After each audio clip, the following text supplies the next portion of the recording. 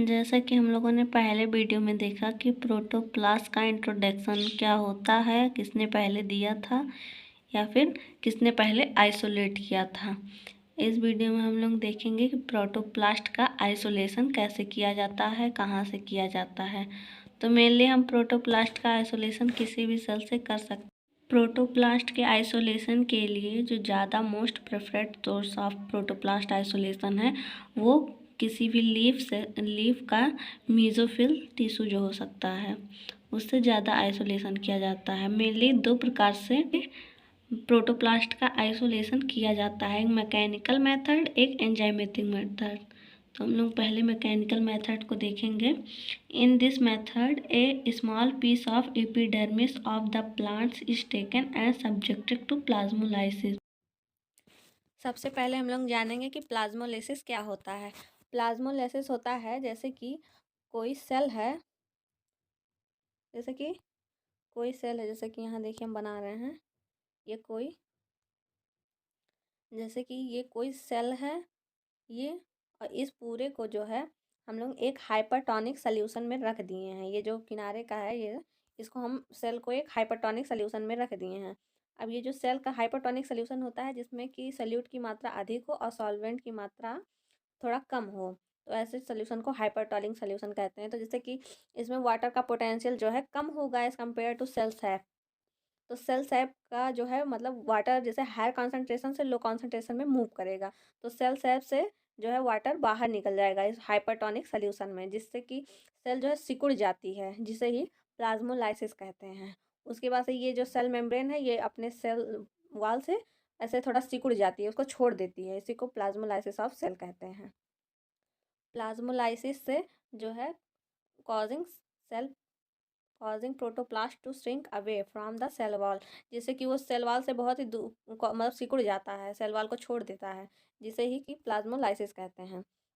उसके बाद से क्या होता है, then the tissue is dissected from the for the release of protoplast, जिससे कि उसको डिसेक्ट कर देते हैं, किसी प्रकार से हम उसको कट कर देते हैं किसी नीडल उडल से की हेल्प से, जिससे कि प्रोटोप्लास्ट प्राप्त हो जाता है हमें। ये जो है मैकेनिकल मेथड है, तो इसमें ऐसा होता है कि जैसे कि हम लोग उसको डिसेक्ट जब करते हैं तो इससे होता है कि कुछ उसमें इंजरीज आ जाती हैं प्लाज्मा मेम्ब्रेन में, जिससे कि ये मेथड जो है थोड़ा कम यूज किया जाता है as compare to enzymatic method. Protoplast की फिर मैकेनिकल विधि आइसोलेशन की ये जो है थोड़ा कम यूज़ किया जाता है, क्योंकि जो है ये थोड़ा सा लंबा प्रोसेस हो जाता है कि उसको पहले सेल को प्लाज्मोलाइज करेंगे, उसके बाद से उसको निकालेंगे प्रोटोप्लास्ट को, इसीलिए जो है ये कम यूज किया जाता है। और मतलब इसका अदर लिमिटेशन है, जैसे कि इसका मतलब ईल्ड जो होता है प्रोटोप्लास्ट का वो कम होता है। उसके बाद से ये इन टेक्निक को हालांकि किसी लैब में कुछ लैब में इसका उपयोग किया जाता है, लेकिन मेनली कम ही किया जाता है। मेनली अधिक लैब में इसलिए इसको मतलब यूज़ किया जाता है क्योंकि जो है जैसे हम लोग जो एंजाइम यूज़ करते हैं वो जो होता है थोड़ा हानिकारक होता है हमारे हेल्थ के लिए, उसको हानिकारक प्रभाव डालता है, तो इसीलिए हम लोग ज़्यादा फिजिकल विधि मतलब कुछ लैब में उपयोग किया जाता है अभी भी। It's the most widely use technique of protoplast isolation. ये जो है ये एंजाइमेटिक मेथड ज़्यादा यूज किया जाता है प्रोटोप्लास्ट के आइसोलेशन के एज़ कम्पेयर टू मैकेनिकल, क्योंकि इसमें in this method the protoplast are isolate from the source using enzymatic solution. Enzyme जाहिर सी बात है एंजाइमेटिक मेथड है तो एंजाइम सॉल्यूशन से ही प्रोटोप्लास्ट को आइसोलेट किया जाएगा।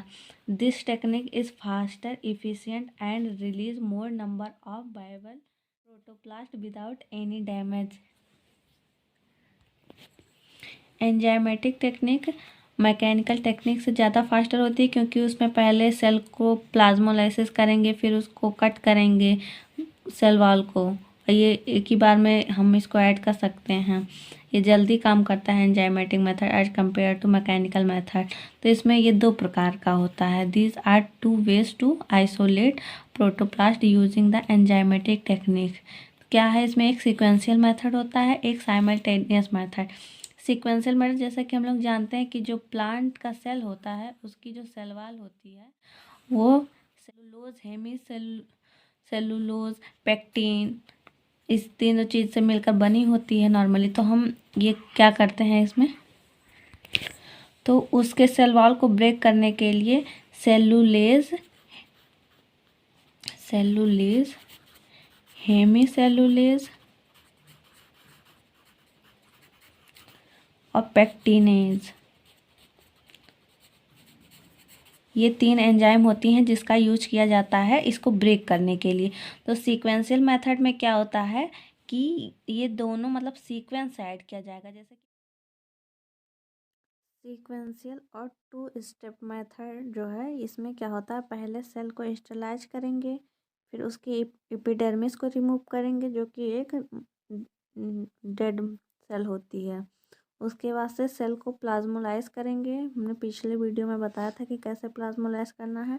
फिर चूँकि ये सीक्वेंशियल मेथड है तो इसमें सीक्वेंस से एंजाइम को ऐड करेंगे। तो पहले नंबर पे इसमें पेक्टिनेज ऐड किया जाता है, जो उसके बाद से फिर दूसरे नंबर पर फिर सेलुलेज ऐड किया जाता है, जिसमें कि वो पूरा मतलब कम्प्लीटली जो सेल वॉल होता है उसको रिमूव कर देता है। ये हो गया सीक्वेंशियल मेथड, पहला स्टेप। और ये चूँकि ये साइमल्टेनियसली मतलब ये इसका मतलब साइमल्टेनियस मतलब कोई चीज़ जल्दी से कर दो, या फिर 1 स्टेप मेथड इसको और बोलते हैं। तो इसमें क्या होता है, प्लाज्मोलाइट्स में दोनों एंजाइम जो होती है एक ही साथ ऐड कर दिए जाते हैं।